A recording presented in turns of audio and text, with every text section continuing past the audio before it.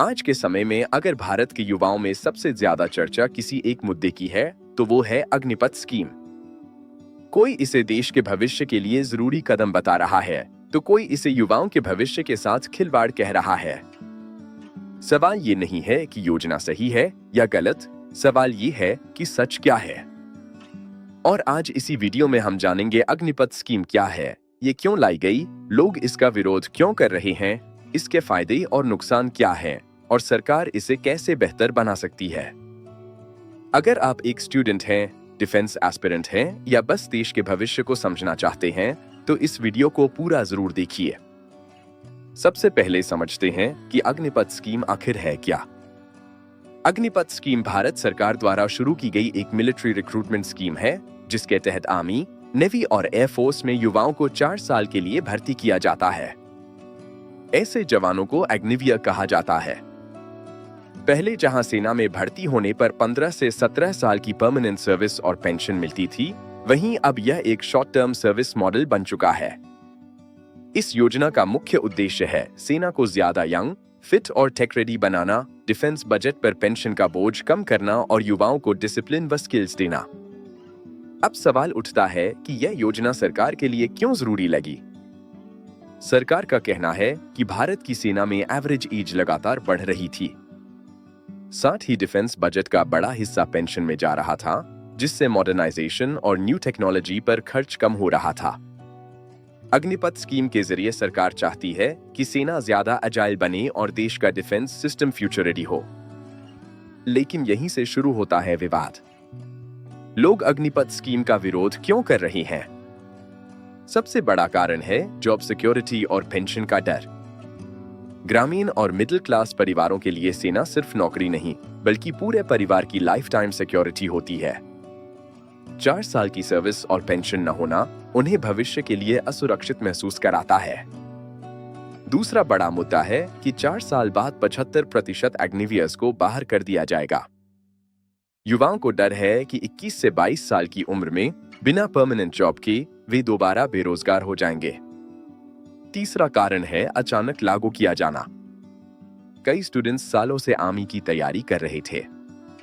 अचानक age limit और system बदलने से उन्हें लगा कि उनकी मेहनत बेकार हो गई। चौथा कारण है फ्यूचर करियर की अनसर्टेनिटी।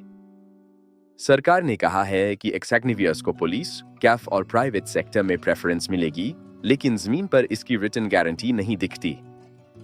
अब बात करते हैं अग्निपथ स्कीम के पॉजिटिव एस्पेक्ट्स की। इस योजना से देश को डिसिप्लिन्ड, ट्रेन्ड और कॉन्फिडेंट यूथ मिलेगा। 4 साल की ट्रेनिंग के बाद अग्निवीर्स के पास लीडरशिप, टीम वर्क और प्रेशर हैंडलिंग जैसे स्किल्स होंगे। एग्जिट के समय मिलने वाला लगभग 11 से 12 लाख रुपए का सेवा निधि फंड युवाओं को फाइनेंशियल स्टार्ट देता है। इसके अलावा आर्मी एक्सपीरियंस प्राइवेट सेक्टर में भी वैल्यू रखता है।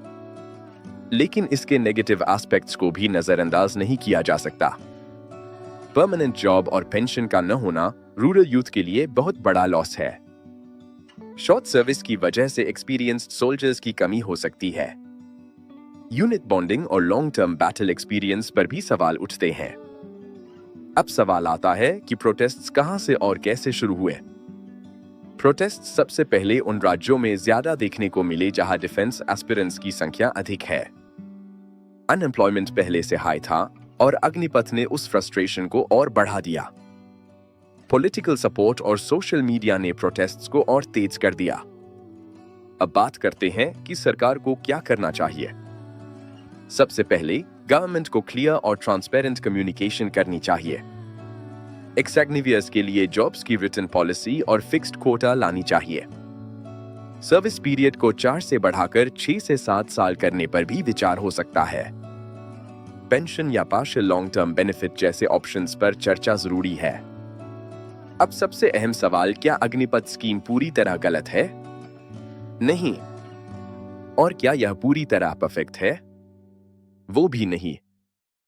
सच यह है कि अग्निपथ एक बोल्ड रिफॉर्म है, लेकिन रिफॉर्म्स तभी सफल होते हैं जब लोगों की जमीनी सच्चाइयों को समझा जाए। युवाओं का गुस्सा गलत नहीं है और सरकार की इंटेंशंस भी पूरी तरह गलत नहीं है। आज जरूरत है बैलेंस की। जहां सरकार को सिक्योरिटी और फ्यूचर अश्योरेंस देनी होगी, वहीं युवाओं को भी चेंजेस को समझना होगा। आखिर में बस इतना कहना चाहूंगा, देश का भविष्य सिर्फ पॉलिसीज से नहीं बनता, बल्कि ट्रस्ट और डायलॉग से बनता है। अगर सरकार और युवा एक दूसरे की बात सुने तो अग्निपथ स्कीम एक अपॉर्चुनिटी बन सकती है, कंट्रोवर्सी नहीं। अगर आपको यह वीडियो इन्फॉर्मेटिव लगा हो तो लाइक जरूर करें, शेयर करें ताकि सही जानकारी ज्यादा लोगों तक पहुंचे, और ऐसे ही ग्राउंड रियलिटी बेस्ड कंटेंट के लिए चैनल को सब्सक्राइब करना न भूलें। मिलते हैं अगले वीडियो में।